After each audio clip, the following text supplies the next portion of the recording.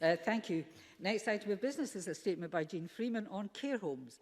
The Cabinet Secretary will take questions at the end of her statement, and so there should be no interventions or interruptions. And I call on the Cabinet Secretary. Jean Freeman, please. Thank you. Thank you very much, Presiding Officer. I want to touch on a number of issues with respect to care homes and say a bit more on the commitment that the First Minister has outlined with respect to Programme for Government.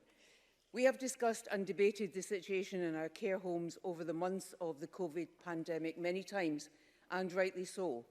From the outset of the COVID-19 update statements to Parliament from the First Minister and from me, we set out the plan we were putting in place to prepare our NHS in the face of the evidence at that time of significant hospitalisation and intensive care demand. We set out our intention, amongst other work underway and at pace, to ask health and social care partnerships to focus on reducing the level of delayed discharge, a long ambition of this and previous governments. Over the weeks and months since then, we have updated the initial guidance to care homes, strengthened the primary care support and increased testing. But there have been many deaths in our care homes, and it is right that we and this Parliament use accurate data and analysis to look at the decisions taken and the actions that followed, to see, with the increased knowledge we have now, what more could be done, not only for the rightful purpose of scrutiny, but critically to aid our planning for the weeks and months ahead. The loss of a loved one is a weight that stays with any one of us for the rest of our lives. It is a loss that is made heavier if we've not been able to be beside our loved one in the final hours. And one of the deep cruelties of COVID-19 is that at a time when we would look to friends and family to help shoulder the weight of grief, we've been forced to stay apart. The weight of the loss of so many of our fellow citizens to this brutal virus will never leave me, and I know many others. As I set out last month, I have commissioned Public Health Scotland to report on discharges from hospital to care homes and what the COVID-19 status was for those who were discharged at the time of their discharge. This should also include information on the outcomes experienced by those patients, and this work should be ready to be published by the end of this month. As I set out in this Parliament in March and April, we gave a clear goal of reducing delayed discharges, and as we have considered many times, the guidance made clear that any such discharges should continue to be subject to clinical risk assessment. The UK Coronavirus Act 2020 allows local authorities to undertake partial needs assessments by dispensing with particular social care assessment duties, but only where it would not be practical to do so or where to do so would cause unnecessary delay in providing community care services to any person. The powers are designed to allow local authorities to provide urgent care without delay, protecting the lives of those who are most vulnerable, whilst also ensuring safeguards are in place. I gave evidence to the Health and Sport Committee on the legislative consent motion on the 24th of March, and the regulations came into force on the 5th of April. These powers have not been widely used in Scotland. In the monitoring periods to the 2nd of July, 7 out of 32 local authorities have used the powers in the specific type of circumstances I have described. In recent days, we've seen reports of delays in the care home testing carried out through the UK Government's testing portal.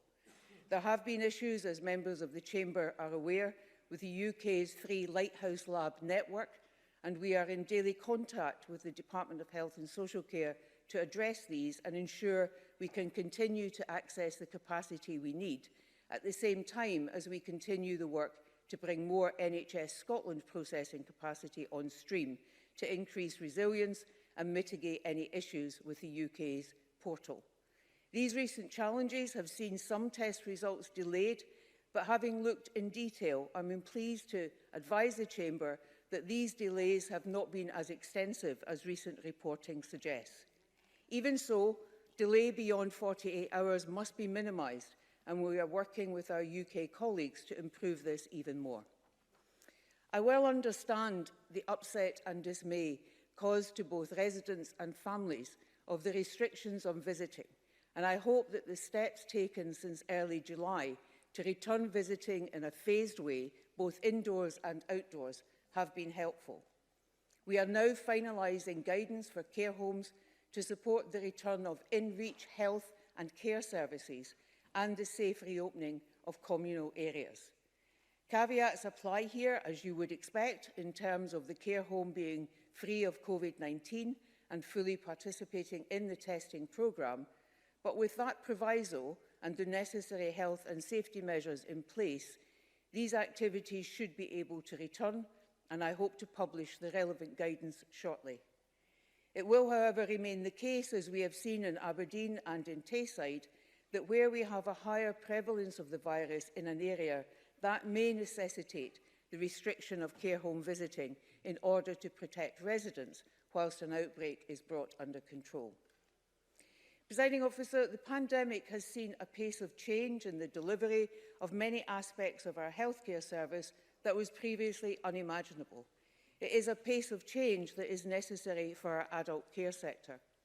As the First Minister has set out in our programme for government, I have commissioned an independent review to examine how adult social care can be most effectively reformed to deliver a national approach to care and support services. I've made no secret of my sympathy for a national care service, and this will be part of the considerations of the review.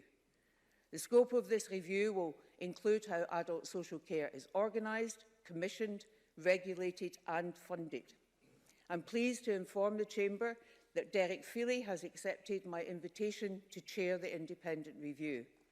Many will know Derek from his time as our Director General for Health and Social Care and Chief Executive of NHS Scotland. He will be ably supported by an advisory panel drawing on expertise from Scotland and beyond. That panel is Caroline Gardner, who was until very recently Scotland's Auditor General, Malcolm Chisholm, a former Minister for Health and Community Care and a former member of this Parliament, Anna Dixon, the Chief Executive at the Centre for Better Ageing, Johan Henriks, Chief Executive of Learning and Innovation from Jönköping County in Sweden, Councillor Stuart Curry of East Lothian Council and COSLA, and Ian Welsh, Chief Executive of the Health and Social Care Alliance Scotland, and also a former member of this Parliament. Their task is not an easy one, and I'm very grateful to each of them for agreeing to be involved in and to lead this work. The review will build upon the reform of adult social care that was underway in conjunction with COSLA before the pandemic and had at its core the views of those receiving social care and has been examined before by the Health and Sport Committee at that time. I believe that across this chamber we have a shared view that we need both to improve outcomes for people who use these services and also ensure a good working environment for a key workforce whose criticality has been emphasised in recent months. I have agreed with the independent chair that the review will take a human rights-based approach with a strong emphasis placed on the needs, rights and preferences of those who use the services, their carers and families.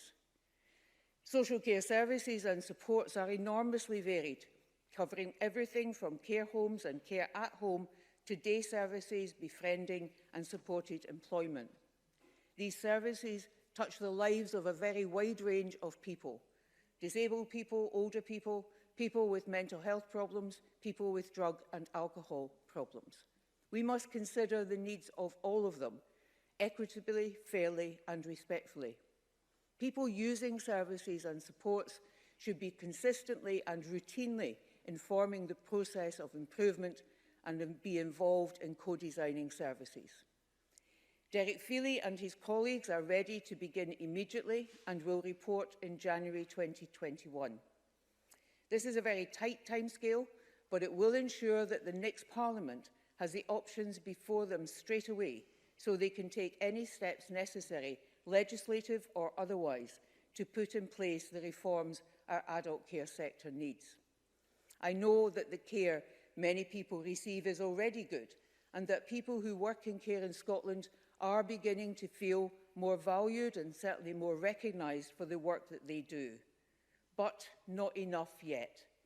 I'm determined that we go further so that positive experiences are the norm, happening consistently by design and with intent. My hope is that the outcome of the review will give us a blueprint for the future that can secure consensus across this chamber. Presiding Officer, our adult social care sector is a vital service for very many people, helping them live as independently as they want and as well as they can. Those who work there are every bit as caring, compassionate and dedicated as those who work in our NHS.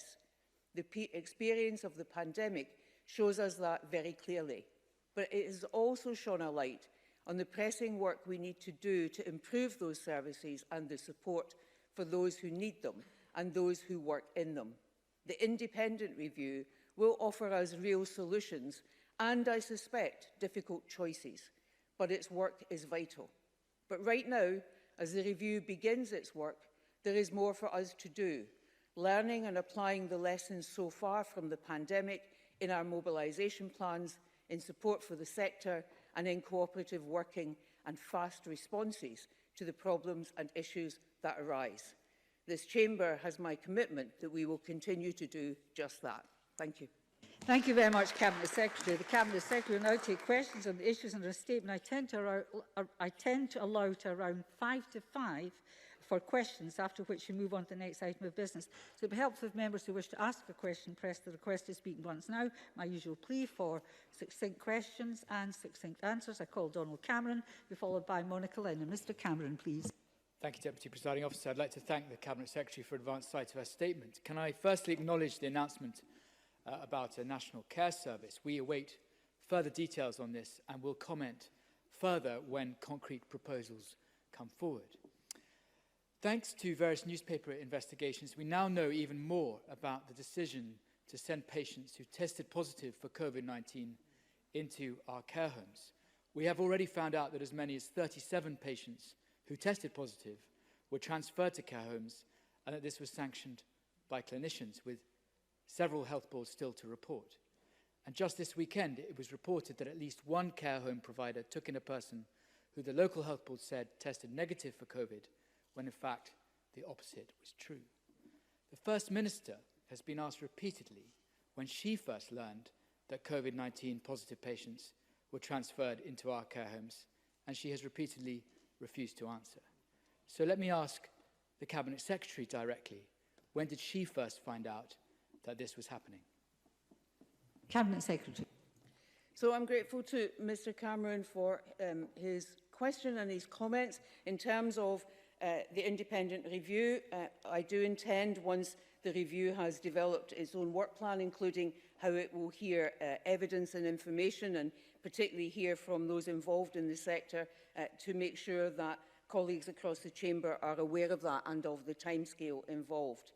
In terms of Mr Cameron's question, he'll know, as we've said more than once, that I have commissioned Public Health Scotland to undertake a piece of work which will look at all discharges and whether or not the individuals were COVID positive at that point, and at what point had they tested for COVID, so that we know whether or not they were infectious at the point of discharge.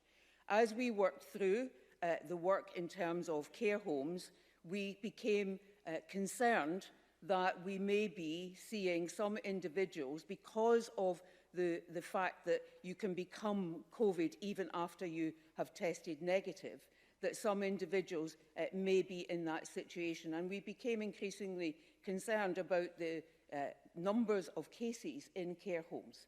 And that was when we not only updated the guidance on more than one occasion. Testing, of course, is one of the elements that you introduce in order to prevent infection spreading, but one of the critical elements is isolation and proper infection prevention and control in the situation. That was in the guidance from the 13th of March onwards. But as we understood more about the virus and how the virus transmitted itself, including in those who may be asymptomatic, and in the fact that in some elderly people in particular, there are different symptoms which can indicate COVID from the ones that are normally present in the rest of the population, As we understood more and more of that, then we understood that there may be a risk that individuals were going into care homes who had not been tested and needed to be tested, and it was at that point, I don't have the exact date in front of me, it will be in these papers, when we introduced testing as a requirement before admission to care homes.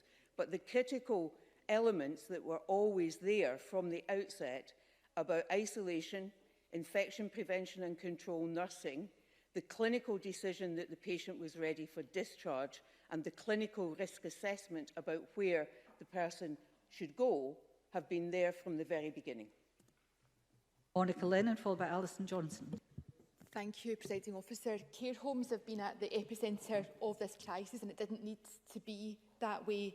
On too many issues, the Cabinet Secretary and the Government failed to listen to frontline staff and families of residents on PPE, on testing, and what happened when people were discharged from our hospitals to care homes. The Government were too slow to act. Of course, we welcome a commitment today towards a national care service, and I look forward to getting around the table with the Cabinet Secretary and opposition parties. But Cabinet Secretary, the advisory panel doesn't include anyone from the front line, so we need to get that sorted. There's no trade union representation, there's no one representing the voice of workers, so that needs to change, because if we'd listened to workers at the start, we wouldn't have seen the tragedies that we've seen today. And on visiting, it's really important, Presiding Officer, that residents and their families don't pay the price for this government's mistakes and paralysis now, the fear to reunite those families. So I really need to hear a commitment as to when families can be reunited. There's too many people having to sit with elderly loved ones in car parks in wet conditions, and in some cases I've seen older people having to sit in underground car parks that are covered in pigeon mess. It's not safe, it's not hygienic, and it's a betrayal of people's human rights. And finally, because we have lost a lot of trust and confidence, the public certainly have, so we do need to have an independent, judge-led public inquiry. Will the Cabinet Secretary give an indication as to when she foresees that happening? We all wish her well in her retirement, but the public need to know that people who've made key decisions will be around for that public inquiry. Cabinet Secretary. So I thank Ms Lennon for a number of questions there, which I will try to answer. Can I thank her also for her good wishes? And just for the record, say I'm no away yet. And I have a lot of work still to do and a lot of energy to give to it. I don't accept that we have failed to listen. I talk to trade unions regularly. We talk with Scottish Care regularly.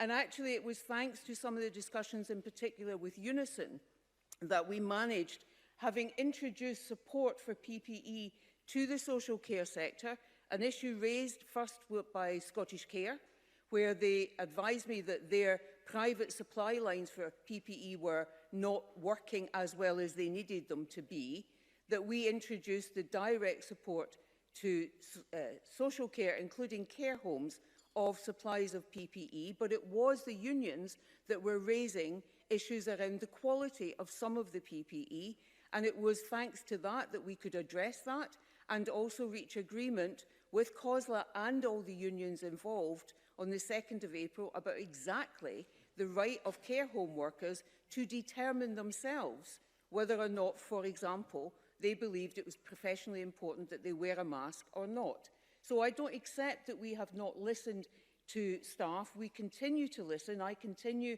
to meet with them and discuss that with them. And in fact, the trade union voice is involved in the recovery group on mobilisation that I chair.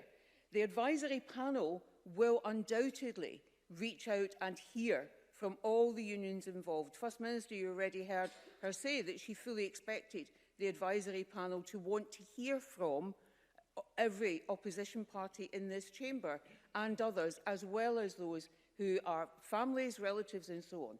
In terms of visiting, indoor visiting is already possible. Now, I accept, and I do genuinely, personally understand the difficulties here. But it is our clinical and professional advisory group that is advising me about what is the right steps to take in order to, step by step, stage a return to more normal living for people in our care homes. I know that is their home, But I also know that we need to protect them, and we need to have time in between each step to make sure that we have not caused unnecessary harm in those situations. So I hope, we now have more outdoor visiting. We need to change that as the weather changes, to increase indoor visiting, and very importantly, communal activity and a return of in-reach care and health services. And that is what I hope to be able to announce very shortly. And in terms of a public inquiry, we have had this discussion before. The First Minister has been clear that we do believe a public inquiry on the entire handling of this pandemic is the right thing, and that level of scrutiny is important. At the point when we think it is right for that to begin, we will come back to this chamber with the details and the arrangements for that. But one of the things I'm going to do at 5 o'clock tonight is a resilience meeting to discuss that increased number of cases that the First Minister announced. The pandemic is still here, and all the focus and energy has to be as much on that as on anything else right now. Alison Johnson, followed by Alec Cole-Hamilton. Thank you. I would warmly welcome the commencement of that public inquiry as soon as possible, and I've previously raised concerns that congratulating health and care partnerships for achieving a target for delayed discharge at this particular time may create a culture where targets inadvertently affect actions and outcomes. I welcome the announcement of the independent review and the commitment to consider establishing a national care service, and the Greens wholeheartedly support that. But there have been significant outbreaks in our care homes during the pandemic, and the shocking numbers of death reveal the toll this has taken. But we don't yet understand the long-term effects. We may have large numbers of residents who require more complex care as a result of COVID infection. So can the Cabinet Secretary advise what steps are being taken to prepare for a potential upsurge in people experiencing more chronic health problems in our care homes? Thank you. Cabinet Secretary. Grateful to Alison Johnson for that. It's a really important question. And part of the work that our clinical and professional advisory group is working on right now is what more we need to do to introduce increased rehabilitation services and increased support for dementia in our care homes, and how we will most effectively deliver that. My colleague, Ms Hockey, sitting beside me here, is leading on our work in dementia overall, but with a particular focus on what we might need to do, not only in care homes, but actually care at home, where people may have been isolated from their families because of the lockdown restrictions and so on. So we're giving careful thought to that, and once we have a clear plan about what additional work needs to be done, then I'll make sure that the member is aware of that. Alec Cole-Hamilton, followed by Gillian Martin. Thank you, Presiding Officer. And can I add my voice to those calls for the commencement of an immediate public inquiry?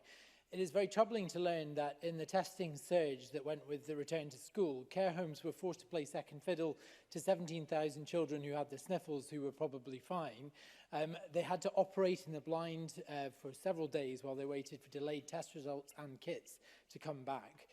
Cabinet Secretary, the human tragedy of this pandemic is unquestionably in our care homes. So what assurance can the Cabinet Secretary give that should there be another spike in demand for testing, that care homes will be protected, that their results and test kits turned around in short order? Cabinet Secretary. So that is part of the work that I set out in the statement. We have daily contact with the Department of Health and Social Care. The delays were caused in the Lighthouse Lab network, so that's 3 laboratories across the UK that experienced that particular surge. Actually, the Glasgow Lighthouse Lab is further advanced in terms of the number of tests that it can process and the speed with which it does that, but it is part of a UK-wide network, so it has to play its role in handling that overall. Part of the work that we're now involved with, continue to be involved with colleagues in Department of Health and Social Care, is ensuring that we can access the level of tests that we need in Scotland, that we control the mobile testing units and the regional testing centres, and now the walk-through testing centres that are being introduced. The first opened in St Andrews on Monday, that we can control the level of slots that are there so that they don't close down unnecessarily. as well as the work that we are trying to increase in pace, which is the 3 regional hubs that we had always in our plans to introduce from October, to bring that forward where we can. And today I agreed additional expenditure for the equipment for that and for our own NHS and partner nodes, so that we build more resilience sooner in our NHS capacity. But I don't believe that our care homes played second fiddle. It is a really difficult balance. The labs take the tests as they come in and they process them as they come in. They don't make any kind of decision about where did that come from, or is it an old person or a young person. That's not how that works. And we don't want to discourage parents from having their child tested, but help them understand what are the symptoms of COVID, as opposed to what might be a common or garden bug that children get inevitably whenever schools open up again, especially after such a long time. And that's why National Clinical Director sent that letter out, which I think all parents have now received, in fact, from their schools to help with that. The number of care homes, though, that were tested, the number of care home staff that were tested in the week up to the 20th of August was 36,986. So it didn't dip. And my understanding of the numbers that will be published this week is that there has been a dip, but it is very small. So it's not fair to categorise this as care home tests coming in very late. And some of the detailed reporting that I have seen, I have looked at it really carefully, and it has not been, no disrespect to the journalists concerned, they worked with the information they were given, but it is not entirely accurate. And I'm very happy to put the accurate picture on the record for the journalists, or indeed any of those who have a concern. Thank you. For understandable reasons, I've let the front benchers have longer questions and longer answers, but I now have 15 minutes and 10 people wanting to ask questions. So I'm going to be very firm. I want questions. Gillian Martin, followed by Brian Whittle, please. Thank you, Presiding Officer. Can I ask the Cabinet Secretary if there's been any assessment carried out on infection control practices between privately run care homes in comparison to local authority-run care homes, to ensure that going forward best practice is being shared across the board? Cabinet Secretary. So the Care Inspectorate has, in the course of its job, been collecting a range of data across a number of areas. One of the early indications that they have brought back on that is about the different sizes of care homes and different layouts. But at this stage, it is too early to be definitive about both infection prevention and control measures, size of care homes, layout, and indeed which part of the sector they are in. What is clear, though, is that many of those care homes that have gone through the entire pandemic so far without any COVID cases have been small, single-standing care homes, and they are to be commended on the work that they have so successfully done. Brian Whittle, followed by Richard Lyle. Thank you, Deputy Presiding Officer. Before COVID-19 took hold in Scotland, with the devastating impact that we've witnessed on our most vulnerable in our care homes, the evidence was there from across Europe that if the virus got into a care home, it could have horrendous consequences for residents with an R number of greater than 10. So, surely, Cabinet Secretary, it was not out with the wit of the Scottish Government to have recognised this, acted upon this information to ensure the most vulnerable in our society were protected, and she's now recognised that better decisions could and should have been made. Cabinet Secretary. Well, what I've recognised, Mr Whittle, is that if I knew then what I know now, yes, there would have been different decisions made. But I didn't know that then, and indeed neither did this Parliament when it heard statements from me about delayed discharge, or the committee when it accepted the additional powers for local authorities. Nobody queried any of that. Nobody challenged it or questioned it. So all of us, including you, Mr Whittle, have been on a bit of a learning journey throughout this. And what I won't accept is that somehow this government willfully ignored compelling evidence and chose to do something different. Absolutely nothing could be further from the case. Hindsight is a marvellous thing. Hindsight is a marvellous thing, Mr Whittle, and so is being in opposition. But let me remind you that the challenges this government faced are exactly the same challenges, confronting now exactly the same issues as every single government across the 4 nations of the United Kingdom. And we are learning together and working together. Being able to do that across this chamber would be a bit of a step forward. Richard Lyle, followed by Anna Sarwar. Thank you, President Officer. My brother was in Highgate Care Home, first care home to have COVID-19. Sadly, he died, not from COVID-19. I personally thank the Cabinet Secretary for her work, commitment and this statement. Can I ask, therefore, if she will report back to Parliament when the recommendations from the review have been published, and will that review set out the next steps, how we can create lasting improvements for the quality of care being provided in our care homes for all our loved ones? Cabinet Secretary. Can I thank Mr Lyle, and can I, for the record, I've done it personally, but give him my personal condolences on the loss of a much-loved brother. Yes, I will. I think I want to say 2 things. One, I will make sure that members know what the work plan is for that review and how they are going to go about their work and how they're going to reach out and hear a lot of opinions and views from everyone who's got an interest in this.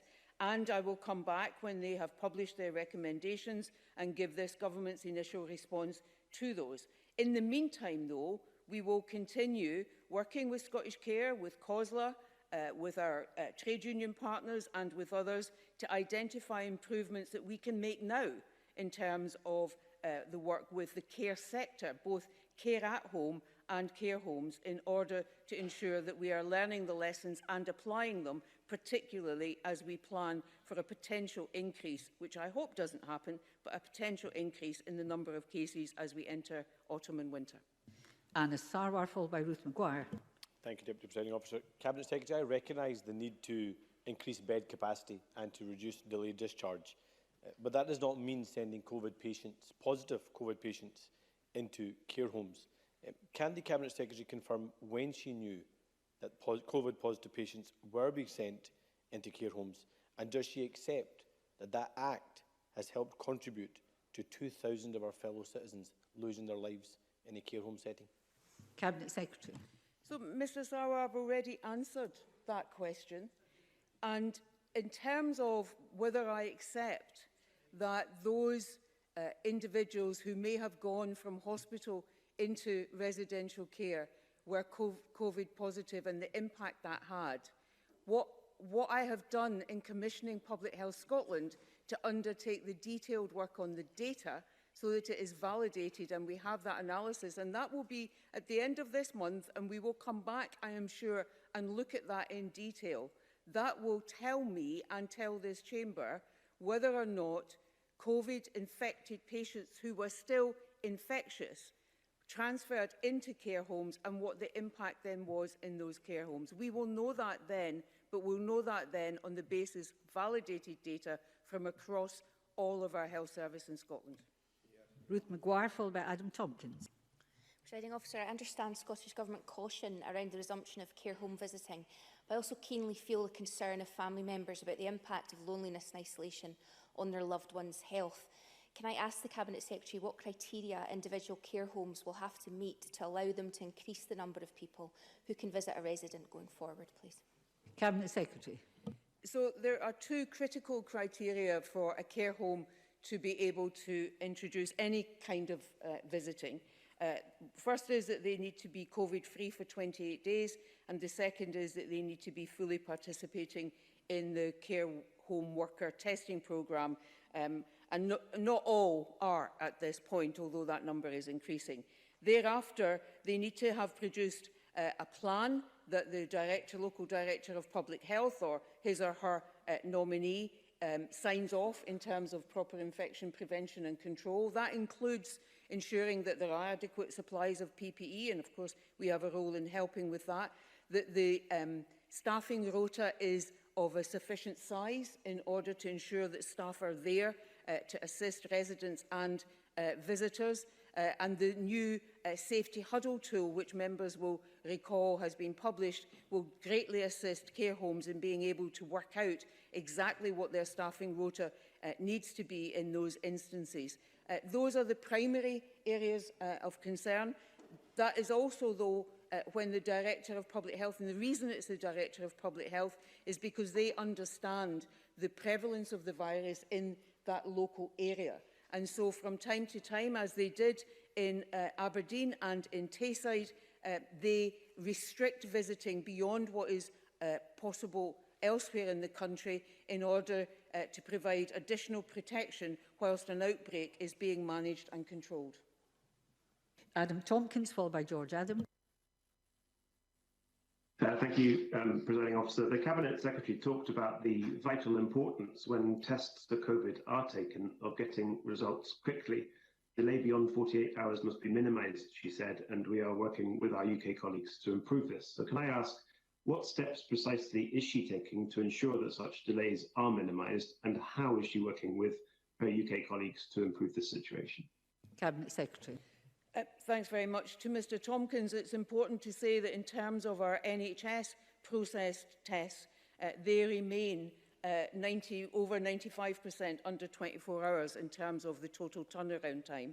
The problem that we have encountered with the Lighthouse Lab is precisely that problem of it being part of a 3-lab UK network. So when there is a surge in one area, all 3 labs have to respond. And not all 3 labs at this point are at the same level of processing capacity. The Glasgow one is ahead. So the work that we undertake is that on a daily basis, my senior officials are talking with their counterparts in the Department of Health and Social Care, anticipating what the demand is likely to be from one day to the next, how they can flex the processing capacity to do that, and as I said, introducing now from Monday direct control here in Scotland for us on the availability of testing slots, sampling slots in the regional testing centres, the mobile testing units, and now in the walk-through centres. In addition, we had already planned to increase our NHS capacity. That was always part of the plan, to introduce 3 regional hubs as well as the existing NHS labs. The first of those to come on stream from October.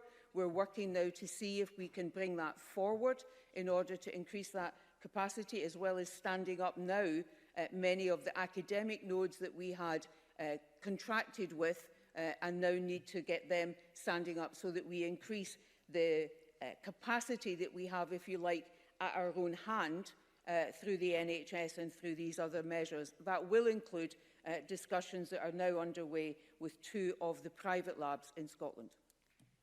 George Adam, followed by Neil Findlay. Mr Adam. Thank you, Presiding Officer. Can the Cabinet Secretary inform us if the UK Government has advised of their intention to undertake a similar independent review of adult care sector in England, and if they have indicated that they are commissioning any analysis of hospital discharges to care homes? Cabinet Secretary. So on the latter, I have written to all of my colleagues in, so Matt Hancock, Vaughan Gethin in Wales, the Health Minister in Wales, and Robin Swan, Health Minister in Northern Ireland, advising them of the work that I have commissioned from Public Health Scotland with respect to discharges from hospital, asking them if they wish to do similar. I've not yet had a response from any of them. On the independent review of adult social care, I'm not aware that any of the governments in the UK intend to follow what we are doing. But of course, if they are, we're very happy to cooperate with them in that regard. Neil Findlay, followed by Joan McAlpine. During this crisis, we've seen older people discharged untested, discharged COVID positive, pressured into DNR notices, not admitted to hospital for care and not assessed before going into care homes. And what has been the response from the Minister for Older People during this process? Absolutely nothing. And today she spends her time during this important statement in the tea room blethering to her pals. What is the point? What is the Let me hear the question, please. Let me hear the question.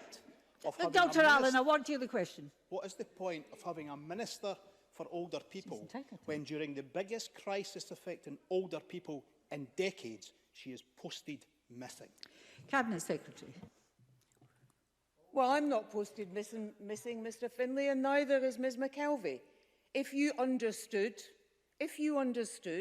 the way government works, I appreciate it's not something you've experienced, but if you understood how government works, you will know that Ms McKelvey and I and other colleagues in Cabinet are constantly in touch with each other, hearing what we are doing and how we can contribute. And Ms McKelvey has contributed a great deal to our understanding and thinking, particularly from the perspective of older people, and undoubtedly will do to the independent review. But if that is the sum total of the question that you can ask when we are debating something as important as care homes, then the next time, Mr Finlay, that you try to pretend that you care deeply about this issue, I'm afraid your credibility will be pretty weak.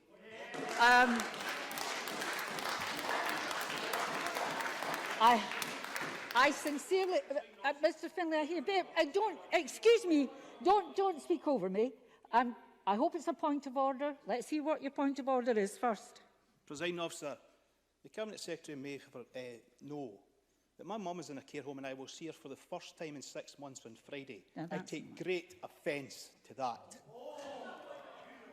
Can I say, Mr Finlay, I've huge sympathy for your personal circumstances, but it's not a point of order. I now call Joan McAlpine to be followed by Sarah Boyack. Thank you, Presiding Officer. I welcome the routine testing of asymptomatic care home workers and the recent figure of more than 36,000 shared with the Cabinet Secretary today. Has the Government been able to assess how effective this specific measure has been in stopping the spread of the virus? I understand it's early days, but if that hasn't been done, are there plans to do this? Cabinet Secretary, please.